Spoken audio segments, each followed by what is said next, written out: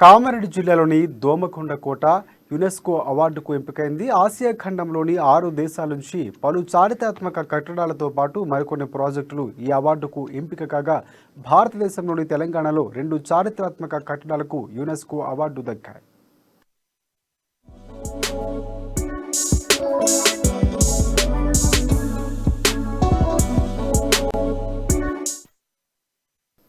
ఇందులో ఒకటి కామారెడ్డి జిల్లాలోని దోమకొండ మండల కేంద్రంలోని దోమకొండ కోట కాగా, హైదరాబాద్లోని కుతుబ్ షాహీ టుమ్స్ కాంప్లెక్స్లోని మెట్ల బావిని కూడా యునెస్కో అవార్డుకు ఎంపిక చేశారు.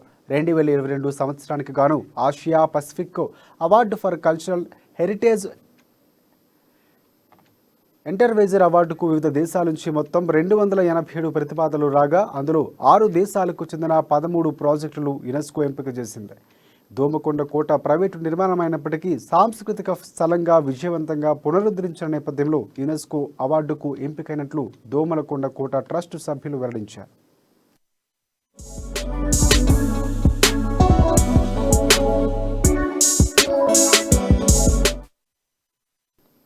దోమకొండ కోట 18వ శతాబ్దంలో కామినేని వంశస్థులు నిర్మించారు.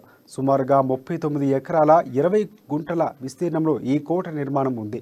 ఈ కోటలో అద్దాల మేడ, రాజభవనం, అశ్వశాలు, బూర్జులతో పాటు 400 సంవత్సరాల క్రితం నిర్మించిన అతి పురాతనమైన శివాలయం కూడా ఉంది. ప్రస్తుతం ఈ కోట నిర్మాణ మొత్తం కామినేని అనిల్ కుమార్ చేపడుతున్నారు. కామినేని అనిల్ కుమార్ మెగాస్టార్ చిరంజీవికి వియ్యంకుడు. చిరంజీవి కేంద్ర మంత్రిగా ఉన్నప్పుడు దోమకొండ కోటకు పర్యాటక స్థలంగా పునరుద్ధరించారు. దోమకొండ కోటలో మెగా కుటుంబ సభ్యులు అప్పుడప్పుడు పలు కార్యక్రమాలు కూడా నిర్వహించుకుంటున్నారు.